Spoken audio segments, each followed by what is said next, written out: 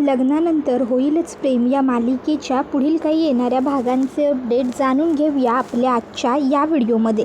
चला तर मग प्रेक्षकांनो सुरुवात करूया. तर आता आपण इथे पाहणार आहोत की आता लग्नानंतरच्या सर्व तयारीला सुरुवात होणार आहे. म्हणजेच आता जीवा, नंदिनी, पार्थ, काव्या हे चौघही जण आता आपापल्या घरी राहणार आहेत. त्याचबरोबर आता इकडे लग्नाची सगळी तयारी सुरू होणार आहे. नंदिनी, जीवा, पार्थ, काव्या हे एकमेकांना डेट करणार आहेत, चोरून भेटण्याची, एकमेकांना मिस करण्याची सगळी मजा करणार आहेत. आता नेमकं कसं काय घडतं हे बघूया. तर आता आपण पाहतोय की कांद्या पोह्यांचा कार्यक्रमापासून सुरुवात करायची असं ठरलेलं असतं. त्यामुळे आता धनंजय हा आता काव्या आणि नंदिनीला सांगतो की हे बघा, आपल्याला आता जीवा आणि पार्थकडे जायचं आहे. तर नंदिनी, काव्या तुम्ही दोघीजणी छान तयार व्हा. शारदासुद्धा म्हणते आणि हो काव्या तू सुद्धा साडीच नेस. नाही म्हणजे नंदिनी साडी नेसेल ना, तू सुद्धा साडी घाल. साडीमध्ये कसं तुझं रूप आणखीन छान खुलून दिसेल. त्यावर नंदिनी म्हणते हो आई, तू काही काळजी करू नकोस. जर मी साडी पेरणार आहे तर मग मी काव्यालासुद्धा साडीच नेसायला लावणार ना. आणि त्यानंतर मग आता दोघीही बहिणी छान चापून चोपून साडी वगैरे नेसतात. काव्या तर म्हणत असते मला असं झालं आहे कधी एकदाचे आपण सगळे निघतो आहे आणि देशमुखांच्या घरी जातो आहे. मला तर ना खूप म्हणजे घाई झाली आहे. तर दुसऱ्या बाजूला आता देशमुखांच्या घरीसुद्धा लगबग सुरू असते. मालिनी काकू जीवा आणि पार्थला म्हणत असतात अरे काय चाललं आहे तुमचं, आवरा रे पटापट आवरा. कधीही पाहुणी येतील घरी आणि तुम्ही अजून नुसते नटापटाच कसले करताय. मला जरा मदत करा. तुमच्या दोघांऐवजी एखादी मुलगी असती ना मला तर परवडलं असतं. पण तुम्ही दोघं ना अगदी नग आहात नग. आटपा पटपट कामं करा. आणि हो आज कांदे पोहे म्हणजे द्यायचे आहेत त्यांना. तर म्हणजे कळतं आहे ना मला काय म्हणायचं आहे ते. दोघंही भाऊ म्हणतात नाही कळत आहे. काय म्हणायचं आई नक्की तुला. त्याबरोबर आई म्हणते अरे गधड्यांनो, ते आपल्याकडे कार्यक्रमासाठी येत आहेत ना कांद्या पोह्यांच्या. त्याच्यामध्ये जसं मुलीला दरवेळी प्रश्न विचारले जातात तसे यावेळी प्रश्न तुम्हाला विचारणार आहेत, उत्तरं तुम्ही द्यायची आहेत. पार्थ म्हणतो आई तू काही काळजीच करू नकोस. अगं टॉप 20 आर्किटेक्टपैकी एक आहे तुझा मुलगा, उत्तर द्यायला थोडीच घाबरणार आहे. तसा जीवा म्हणतो आणि मी पण. त्यावर लगेच पार्थ त्याच्याकडे बघतो आणि मालिनीसुद्धा. जीवा म्हणतो अगं टॉप 20 आर्किटेक्टपैकी एका आर्किटेक्टचा भाऊ आहे मी, तू कशाला काळजी करतेस. आम्ही अगदी व्यवस्थित छान उत्तरं देऊ आई. त्यानंतर आता नंदिनी आणि काव्या ह्या तयार वगैरे झालेल्या असतात. धनंजय त्यांना सांगत असतो की चला आता भरभर निघूया, उगाचच्या उगाच उशीर व्हायला नको. मी विक्रमला कॉल करून सांगतो की आपण निघालो आहे, कुठल्याही क्षणी पोहोचू. मग आता धनंजय विक्रमला कॉल करून सांगतो की आम्ही येतो आहे म्हणून. त्यानंतर विक्रम आता ही गोष्ट मालिनीला सांगतात. मालिनी घरातली सगळी तयारी करून घेते व्यवस्थित छान. आणि त्यानंतर आता विक्रम आणि मालिनी त्याचबरोबर जीवा आणि पार्थ हे सगळेजण आता पार्थ हे सगळेजण आता काव्या, नंदिनी, धनंजय, शारदा ह्या चौघांचंही स्वागत करतात. आता कांद्या पोह्यांच्या कार्यक्रमाला सुरुवात झालेली असते. चहा, पोहे हे सगळं काही सर्व केल्यानंतर आता शारदा ही म्हणत असते की आता प्रश्न उत्तरांना सुरुवात करायची का. काव्या म्हणते पहिला प्रश्न मी विचारणार. त्यावर मग पार्थ म्हणतो विचारा. तशी लगेचच काव्या म्हणते तुम्हाला व्यवस्थित चालता वगैरे येतं ना. त्यावर नंदिनी म्हणते आणि हो म्हणजे काही प्रॉब्लेम नाही आहे ना, म्हणजे ऐकू वगैरे सगळं व्यवस्थित येतं ना. नाही म्हणजे काही प्रॉब्लेम राहायला नको हो. त्यावर लगेचच पार्थ म्हणतो हो हो हो आम्हाला छान ऐकूही येतं आणि चालताही आम्हा दोन्ही भावांना अगदी व्यवस्थित येतो. त्यावर काव्य म्हणते चालून दाखवा. पार्थ म्हणतो याला काय अर्थ आहे, चालून काय दाखवायचं. नंदिनी म्हणते आम्हा मुलींना हे सगळं करायला लावतात मुलाचे आई वडील. कधी काही मुलं नग असतात तीसुद्धा करायला लावतात. पार्थ म्हणतो ठीक आहे चालूनच दाखवायचं ना, दाखवतो ना आम्ही दोघंही भाऊ चालून. त्याबरोबर विक्रम म्हणतो दाखवा चालून दाखवा त्यांना. मग लगेचच आता पार्थ आणि जीवा चालून दाखवतात. काव्या म्हणते नाही ताई चालतायत तर व्यवस्थित, चालण्यात वगैरे काही प्रॉब्लेम आहे वाटत नाही. बरं आता माझं दुसरा प्रश्न, वाचता लिहिता येतं ना तुम्हाला. पार्थ म्हणतो हो येतं ना, वाचता लिहिता सगळं येतं. नाही तुमच्या माहितीसाठी माझं क्वालिफिकेशन सांगतो. मी पेशाने आर्किटेक्ट आहे. आपल्या देशात सर्वोत्तम आर्किटेक्ट विक्रम देशमुख सगळ्यात मोठी त्यांची फर्म आहे, त्यांचा मी मुलगा आहे आणि त्यांच्याच कंपनीत मी सुद्धा आर्किटेक्ट म्हणून काम करतो आहे. त्याबरोबर लगेचच आता नंदिनी जीवाला म्हणते आणि तुमचं काय, तुम्ही काय फक्त बसून असता. जीवा म्हणतो नाही मी सुद्धा माझ्या बाबांच्या कंपनीत काम करतो ॲज अन आर्किटेक्ट म्हणून. आत्ताच माझं नवीन एक मॉडेल पास झाले. कदाचित तुम्हाला त्याची कल्पना असेलच बरोबर ना. तशी लगेच नंदिनी हसते. जीवा म्हणतो आणखीन काही प्रश्न. नंदिनी म्हणते हो मग आहेत ना, आणखीन बरेच प्रश्न आहेत. आता प्रश्न म्हणण्यापेक्षा अटी आहेत. त्यावर जीवा म्हणतो बोला. त्यावर नंदिनी म्हणत असते अट क्रमांक 1, जर बायको रुसली तर तिला मनवावं लागेल. त्यावर काव्या म्हणते, अट क्रमांक 2, प्रत्येक आठवड्याचा रविवार आमच्या नावावर करावा लागेल. त्यावर लगेचच पार्थ म्हणतो, ठरलं. त्यावर काव्या पुढे म्हणते, अट क्रमांक 3, शॉपिंगला जावं लागेल आणि शॉपिंगला गेल्यावर अटपा घाई करा, अटपा घाई करा, अटपा घाई करा हे करायचं नाही, निवांत शॉपिंग करायचं. पार्थ म्हणतो, हो हो, मला तर शॉपिंग करायला खूपच आवडतं आणि शॉपिंग करताना टाईमपास करणं ही तर माझी हॉबी आहे. बस करा, तुम्हाला जे हवं ते करा. त्याबरोबर लगेचच आता पुढे पार्थ म्हणतो, आणखीन काही अटी वगैरे आहेत का तुमच्या? नाही, कारण काय आहे ना, तुम्ही कितीही आणि काहीही अटी घातल्यात तरी आम्ही तुमच्या सर्व अटी, सर्व शर्ती सगळं मान्य करणार आहोत. तुम्हाला जे हवं, जसं हवं ते तसं तुम्ही बोलू शकता. फक्त एक गोष्ट लक्षात ठेवा, आम्ही कोण आहोत? त्याबरोबर काव्य म्हणते, तुम्ही कोणीही असावं, सध्या तुम्ही आमचे होणारे नवरे आहात आणि सध्या आम्ही तुमची परीक्षा घेतो आहे, समजलं ना? आणि मग पुढे काव्या म्हणते, आणखीन सगळ्यात महत्त्वाची गोष्ट, बायको जर रुसली तर तिच्यासाठी रेड वेल्वेट पेस्ट्री बनवायची, स्वतःच्या हाताने तिला ती खाऊ घालायची, काहीतरी गोड, कस्टर्ड, फ्रूट सलाद हे सगळं बनवायचं. कॉफी बनवता येते ना? पार्थ म्हणतो, हो हो, उत्तम कॉफी बनवतो मी. त्याबरोबर काव्या म्हणते, बरं मग ठीक आहे. आणि नाही, आता माझी तर काही अट नाही आहे. त्याबरोबर पार्थ म्हणतो, नाही नाही, आठवा, असेल कदाचित आणखीन एखादी अट शिल्लक, बघा आठवून बघा, काहीतरी आठवेल की. त्यावर काव्या म्हणते, नाही हो, काही नाही आहे. त्यावर मग आता पार्थ हा जीवाकडे बघतो आणि म्हणतो, अजून तुझी वेळ बाकी आहे, आता माझं पूर्ण झालं आहे काय? त्याबरोबर लगेच जीवा हसतो आणि आता तो नंदिनीला म्हणतो, नंदिनी, तुला काही प्रश्न वगैरे विचारायचे असतील, तुझ्या काही अटी वगैरे असतील तर तू त्यासुद्धा सांगून टाक. नाही म्हणजे तू एवढा वेळ गप्प राहिली आहेस ना, तर मला टेन्शन येतं आहे. नंदिनी म्हणते, हो तर आहेत ना, माझ्याही अटी आहेत. नाही म्हणजे काव्याला रेड वेल्वेट पेस्ट्री आवडते, तसं माझं काही नाही आहे, पण मी रुसल्यावर माझ्यासाठी छान मोगराचा गजरा आणायचा.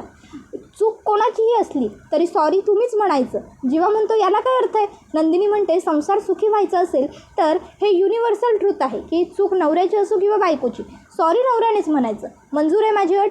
जीवा म्हणतो, हो मंजूर. त्यावर काव्या म्हणते, हो हा हो, ही अट मी सुद्धा घालणार, माझ्याकडे सुद्धा ही अट लागू करायची. त्यावर पार्थ म्हणतो, हो मंजूर. त्यानंतर आता मग दोघीही बहिणी म्हणतात, आम्हाला मुलं पसंत आहेत. त्याबरोबर लगेचच सगळेजण टाळ्या वगैरे वाजवतात. सगळं कसं अगदी छान आनंदमयी होतं. काव्या म्हणत असते, आणखीन एक. त्यावर पार्थ म्हणतो, आता काय? काव्या म्हणते की मला घरच्या कामातसुद्धा मदत करायची. त्यावर नंदिनी म्हणते, हो हो, मला स्वयंपाकात मदत लागते, स्वयंपाकात मलासुद्धा मदत हवी, कळलं ना? त्याबरोबर जीवा म्हणतो, हो हो, करेन ना करेन, स्वयंपाकात मी तुला सगळी मदत करेन नंदिनी, कारण काय आहे ना, मी माझ्या आजीच्या तालमीत शिकलो, मला घरातला सर्व स्वयंपाक बनवता येतो. आता नंदिनीला तिळगुळ येत नाही म्हणून जीवा मुद्दाम म्हणतो, अगदी तिळगुळापासून ते पुरणाच्या पोळीपर्यंत सर्व स्वयंपाक मी अगदी छान करतो. हो. त्याबरोबर लगेचच आता पार्थसुद्धा म्हणतो, हो आणि मी सुद्धा, मलासुद्धा छान स्वयंपाक बनवता येतो. नाही म्हणजे मी आजीच्या तालमीत तयार झालेलो नसलो तरी आईने मला बऱ्यापैकी गोष्टी शिकवल्या आहेत. त्यानंतर मग आता मुलाला मुलगा आणि मुलीला मुलं हे सगळं काही आता आवडलेलं आहे हे नक्की झाल्याच्या नंतर मग लगेचच आता विक्रम म्हणतो, आणखीन काही म्हणजे तुम्हाला प्रश्न आहेत का? त्यावर शारदा आणि धनंजय म्हणतात की नाही नाही, आता मुलाला मुली आणि मुलीला मुलं आवडली आहेत म्हटल्यावर काय आणखीन प्रश्न विचारायचे, झाले आता आम्ही निघतो. आणि मग ते सगळेजण तिकडनं निघतात. आता पार्थला काव्य आपल्यापासून दूर जाण्याचं पुन्हा एकदा वाईट वाटतं, पण तो त्याच्या मनाला समजावतो, पार्थ अरे नाराज होऊ नकोस, काव्य आज जी घराबाहेर पडली आहे ती कायमची तुझी होण्यासाठी, कायमची तुझ्या घरात गृहप्रवेश करण्यासाठी, जाऊ देत जाऊ देत. तर आता इकडे विक्रम हा पार्थला म्हणतो, पार्थ काय रे नाराज का दिसतोयस? नंदिनी गेली म्हणून जीवाला दुःख जितकं झालं आहे त्यापेक्षाही कितीतरी जास्त दुःख तुला झालं आहे काव्य दूर जाण्याचं. तर इकडे जीवा हा नंदिनीच्या फोनवरती फोन करतो आणि नंदिनीला मागच्या बाजूला भेटायला बोलवून घेतो. नंदिनी आईबाबांना सांगते, माझी पर्स आतच राहिली आणि ती पटकन गेटच्या आतमध्ये येऊन मागच्या बाजूला जाते घराच्या आणि जीवाला भेटते. जीवा तिथे नंदिनीला भेटतो आणि म्हणत असतो, अशी चोरून भेटण्याची ना नंदिनी एक औरच मजा असते. बरं ऐक ना, मी काय म्हणतो, आता आपलं लग्न होणार आहे, सगळं छान रितसर होणार आहे, तर मग लग्नाआधी चोरून भेटायचं हे तर राहूनच गेलं आहे की आपण छान चोरून भेटूया काय? नंदिनी म्हणते, ठीक आहे. तर आता पार्थ बघतो की जीवा नंदिनीला चोरून भेटतोय. मग लगेच पार्थसुद्धा आता काव्याच्या फोनवरती मेसेज करतो. तशी काव्य आईबाबांना म्हणते, माझे रीडिंग स्पेक्स आतमध्येच राहिलेत, मी घेऊन आले, आता आपल्या घरी मला चष्मा लागेलच की. मग काव्य चष्मा घ्यायच्या बहाण्याने आतमध्ये येते. आता पार्थसुद्धा तिला चोरून भेटतो आणि पार्थसुद्धा आता काव्याला म्हणतो की काव्या, अहो लग्न वगैरे ठरतं आहे, सगळं छान, हळद मेहंदी संगीत सगळं होईल की, पण मस्त चोरून फिरणं भेटणं हे सुद्धा करायला हवं ना. आता इतक्यात मालिनी काकूंच्या लक्षात येते यांची ही खोडी. त्याबरोबर मालिनी काकू लगेचच आता पार्थ आणि काव्याच्या रूममध्ये येतात आणि म्हणत असतात, काय मग रीडिंग स्पेक्स सापडत आहेत की शोधायला मदत करावी लागेल आम्हालासुद्धा. त्याची लगेच काव्य म्हणते, नाही सापडले ना, निघतेच होते, निघत्या, मी जाते, आई जाते, पार्थ जाते, टेक केअर. त्याबरोबर पार्थ म्हणतो, मी जे बोललो त्याच्यावर विचार करा, भेटायचं ना. त्यावर काव्या म्हणते, हो चालेल ना. आणि त्यानंतर मग आता काव्या ही तिकडे येते. तिला आई बाबा विचारतात, नंदिनी दिसली नाही का गं तुला, तीसुद्धा पर्स आणायला गेली होती. त्याबरोबर नंदिनी तिकडे येते आणि म्हणते, ही काय, मी हिच्या मागेच होते, हाक मारेन म्हटलं, पण विचार केला आता ती पुढे चालली आहे तर कशाला मागून थांबू ना, बरं चला आता निघूया, उगाच उशीर व्हायला नको घरी जायला. त्यानंतर मग नंदिनी, विक्रम, धनंजय, शारदा, काव्या हे सगळेच जण घरी येतात. घरी आल्याच्या नंतर आता जीवा हा पार्थला इकडे आयडिया देत असतो, दादा आपण एक काम करूया, आपण आपल्या आपल्या बायकांना ना मस्त छान रात्रीचं भेटायला बोलवूया आणि त्यांच्याबरोबर फिरायला जाऊया.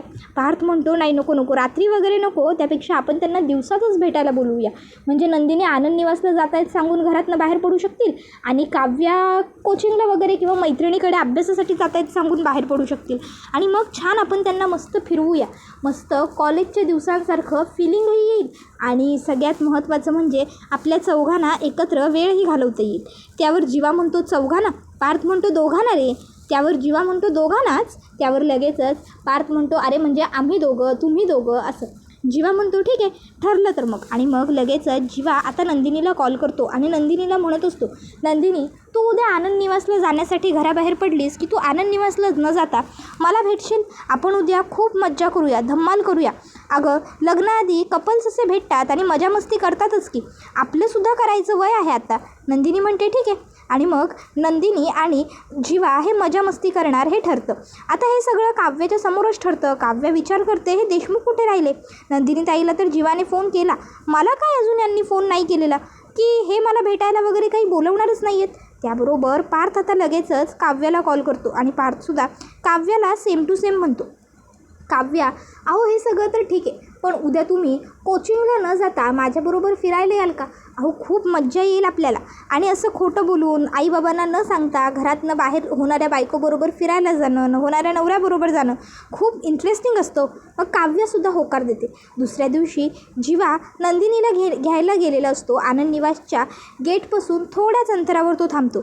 नंदिनी आनंद निवासला पोहोचल्याबरोबर आता जीवा आणि नंदिनी तिकडच्या तिकडे बाहेर जातात. आता ते दोघंजणं मस्तपैकी दादर चौपाटीला जातात आणि चौपाटीवर जाऊन पाण्यामध्ये छान खेळत असतात. दोघं एकत्र किल्ला वगैरे बनवतात आणि आता दोघंजणं छान आनंदसुद्धा साजरा करत असतात. पार्थ आणि काव्यसुद्धा छान मजा करत असतात. तर दुसऱ्या बाजूला रम्या आता काय करत असते, ती सिलिंगवरती हातोडीने मारून बघत असते. आता रम्या हातोडीने सिलिंग फोडते आहे ही गोष्ट आशा बघते आणि धावतच येऊन मालिनीला सांगते. मालिनी म्हणते, काय रम्या आणि सिलिंग फोडते, काय बोलतेस तू हे आशा, तू व्यवस्थित बघितलंस का? आशाला मालिनी सांगते, नाही तुझा काहीतरी गैरसमज होत असेल आशा. आशा म्हणते, अहो नाही ताई मी व्यवस्थित बघितलं आहे ना, रम्या ताई सिलिंग फोडतायत. त्याबरोबर आता तिथे असलेली वसुहत्या म्हणते, आशा उगाचच्या उगाच बोलायचं म्हणून काहीही बडबडशील का गं? माझ्या रम्याला काय वेड लागलं आहे का सिलिंग फोडायला? ते काही नाही, मीच जाऊन स्वतःच्या डोळ्यांनी बघते की किती खरं बोलतेस तू आणि किती खोटं बोलतेस, मला कळेलच ना जर तसं काही ती करत असेल तर. असं म्हणत आता लगेचच वसुहत्या रूमकडे चालत येऊ लागते आणि आता रूममध्ये येताना ती म्हणत असते, फक्त आशाने खोटं सांगितलं हे कळू देत मला, मग ते आशाला सरळ करते. नाही जर तिची नोकरी घालवली ना तर माझंसुद्धा नाव वसू नाही. काय तर म्हणे माझी रम्या सिलिंग फोडते. मग वसुहत्या रूममध्ये येऊन बघते तर काय रम्या खरोखरच सिलिंग फोडते. आता रम्याला सिलिंग अशी फोडताना बघून वसुहत्या घाबरते. वसुहत्या लगेच मागून रम्याला हाक मारते, रम्या रम्या काही आता ऐकत नसते, कारण रम्याला ऐकूच जात नसतं. वसुहत्या रम्याच्या जवळ जाते आणि आता वसुहत्या रम्याच्या पायानं हात लावून तिला हात हलवते आणि म्हणते, रम्या रम्या खाली बस. अगं काय चाललं आहे तुझं, आणि घराची सिलिंग्स का अशी फोडतीयस, काय झालं आहे काय? रम्या म्हणते, आई अगं असं काय करतेस, माझी सवत जेव्हा वरती दफन होईल तेव्हा तिला काही त्रास तर होणार नाही ना, याची खात्री जमा करून घेते. वसुहत्या म्हणते, तुझी सवत कोण? त्याबरोबर लगेचच रम्या म्हणते, आई अगं असं काय करतेस, माझी सवत दुसरी कोण असणार आहे? काव्या. अगं काव्या ह्या सिलिंगमध्ये आरामात राहील का नाही हे तपासते आहे मी. वसुहत्या आता हे सगळं रम्याचं बोलणं ऐकते आणि ती रम्याला म्हणते, रम्या वेड लागलं आहे का बाळा तुला, काहीही काय बडबडतेस तू, सिलिंगमध्ये दफन होणार काव्या म्हणजे नेमकं तुझ्या मनात काय सुरू आहे? हे बघ, काहीतरी वेडावाकडा आणि चुकीचा विचार करू नकोस. आतापर्यंत जेवढं झालं, जो काही गोंधळ घातला ते सगळं ठीक आहे, पण आता उगाचच्या उगाच सतत पुन्हा त्याच चुका करण्यात काही अर्थ नाही आहे. रम्या आता तुला सुधारायला हवं, समजतंय का तुला? जाऊ देत, जे घडलं ते घडलं. बाळा असं समज ना की पार्थ कधी तुझा नव्हताच, तो तुझ्या नशिबातच नव्हता, त्याच्यापेक्षा कितीतरी चांगला मुलगा तुला मिळेल. वसुहत्याला रम्या म्हणते, आई गप. त्यावर वसुहत्या म्हणते, रम्या ओरडू नकोस, हळू बोल, वेड लागलं आहे का तुला? त्यावर रम्या म्हणते, हो आई वेडच तर आहे, वेडच तर म्हणतात ना याला, प्रेमाचं वेड आई, प्रेमाचं वेड. ह्या वेडात ना माणूस खरोखर वेडं होतं आणि माणूस काहीही करू शकतं, त्याला स्वतःवरती ताबाच उरत नाही. आणि आता मलाही माझ्यावरती ताबा नाही उरलेला आई. पार्थला मिळवण्यासाठी, पार्थला आपलंसं करण्यासाठी, पार्थने मला आपलं मानण्यासाठी मी काहीही करू शकते, कितीही हद्द पार करायला मी तयार आहे आई. पण काहीही झालं तरी मी फक्त पार्थची होते आणि पार्थचीच राहणार. बघशील तू, पार्थ एक ना एक दिवस माझाच होणार. स्वतःहून तो माझ्या गळ्यात हार घालणार. त्यांना आता किती बघायचे आहेत ती स्वप्न बघू देत, पण शेवटी मी आणि पार्थच एकत्र येणार. आता वसुहत्याचं बीपीच लो झालेलं असतं. रम्या हे जे काही बोलत असते ते सगळं ऐकून त्यांना खूप मोठा धक्का बसतो आणि आता वसुहत्याला एका गोष्टीचा सगळ्यात पहिला पश्चाताप होतो आणि तो म्हणजे आपण का चुकीच्या गोष्टींमध्ये आपल्या मुलीला पाठीशी घातलं. जर योग्य वेळेवर आपण तिची समजूत काढली असती, तिला समजून सांगितलं असतं की रम्या असं नाही आहे, पार्थचं कुणा दुसऱ्याच मुलीवर प्रेम आहे किंवा पार्थचं लग्न दुसऱ्या मुलीबरोबर ठरलं आहे किंवा झालं आहे, तर कदाचित आज ही जी काही सिच्युएशन आली आहे ती आलीच नसती. ना रम्याचं आयुष्य असं खराब झालं असतं, ना पार्थ, काव्या, जीवानंदिनीला एकमेकाच्या विरुद्ध जाऊन एकमेकाच्या मर्जीखिलाफ एकमेकाशी लग्न करावं लागलं असतं, ना सगळ्याची उद्ध्वस्त झाली असती, ना आज घराची बदनामी झाली असती, काहीच झालं नसतं. पण ह्या सगळ्याला मी जबाबदार आहे कुठे ना कुठे. माझ्यामुळे हे झालं आहे. म्हणूनच तर देवाने माझ्या रम्याला वेडं नाही ना केलं. देवा बापा, आम्ही तुझ्यासमोर हात जोडतो, पण माझ्या रम्याला तेवढं बरं कर. तिला पार्थचं हे जे काही वेड लागलं आहे ना, विचित्र वेड्यासारखं, पार्थच्या प्रेमात ती पूर्ण आंधळी झाली आहे ना, त्यातून तिला बाहेर काढ. जर असंच रम्याचं वेड वाढत गेलं तर खरोखरच एक दिवस रम्याला वेड लागायची वेळ येईल आणि काहीही झालं तरी माझ्या मुलीच्या बरोबर काहीही चुकीचं झालेलं मला सहन नाही होणार. दुसऱ्याच्या लेकीचं आयुष्य, दुसऱ्यांच्या लेकीचं सुख, संसार उद्ध्वस्त करू पाहणाऱ्या माझ्याच मुलीचं आज आयुष्य उद्ध्वस्त होतं आहे आणि मी साधं ते सावरूही शकत नाही आहे असा दोष वसुहत्या स्वतःलाच देत असते. तर दुसऱ्या बाजूला आता मालिनी काकूंनी लग्नाची सगळीच तयारी सुरू केलेली आहे आणि त्या आता विक्रम काकांना म्हणतात, मला तर असं झालं आहे की कधी एकदाचा लग्नाचा दिवस उगवतो आहे आणि नंदिनी आणि काव्या सुना म्हणून पुन्हा एकदा आपल्या घरात येत आहेत. मी तर त्या दोघींनाही खूप मिस करते. तुम्हाला माहिती आहे विक्रम, हे घर नंदिनी आणि काव्याशिवाय ना आता अपूर्ण झालं आहे, अपूर्ण. नंदिनी आणि काव्या ह्या घराच्या खूप मोठ्या आणि महत्त्वाच्या सदस्य आहेत. त्याबरोबर विक्रम म्हणतो, हो गं हो, मला सगळं माहिती आहे मालिनी. तुझ्या सुना नसल्या की तुला करमत नाही, तुझ्या सुना नसल्या की तुला स्वयंपाकघरात एकटं वाटतं, तुझ्या सुना नसल्या की तुला अंगणातसुद्धा करमत नाही, मला सगळं माहिती आहे. पण काळजी करू नकोस, लवकरच तुझ्या सुना परत तुझ्या जवळ येतील. आता सगळं आपण व्यवस्थित करायचं ठरवलं आहे ना, होईल सगळं व्यवस्थित. त्याबरोबर हा व्हिडिओ आता इथेच संपतो. व्हिडिओ आवडला असेल तर व्हिडिओला लाईक करा, चॅनलवर नवीन असाल तर चॅनलला सबस्क्राईब करा आणि बेल आयकॉन आठवणीने प्रेस करा, जेणेकरून तुम्हाला पुढच्या प्रत्येक व्हिडिओचं नोटिफिकेशन मिळत जाईल आणि सर्व व्हिडिओंचा आनंद हा अगदी उत्तम पद्धतीने घेता येईल. चला तर मग प्रेक्षकांनो, आजच्या पुरतं इथेच थांबूया. पुढचा व्हिडिओ येईपर्यंत या व्हिडिओचा छान पद्धतीने आनंद घेत राहा. तुम्हाला लग्नानंतर होईलच प्रेम ही मालिका कशी वाटते हे आम्हाला कमेंटमध्ये सांगायला विसरू नका. टाटा, बाय बाय, धन्यवाद, take care all of you.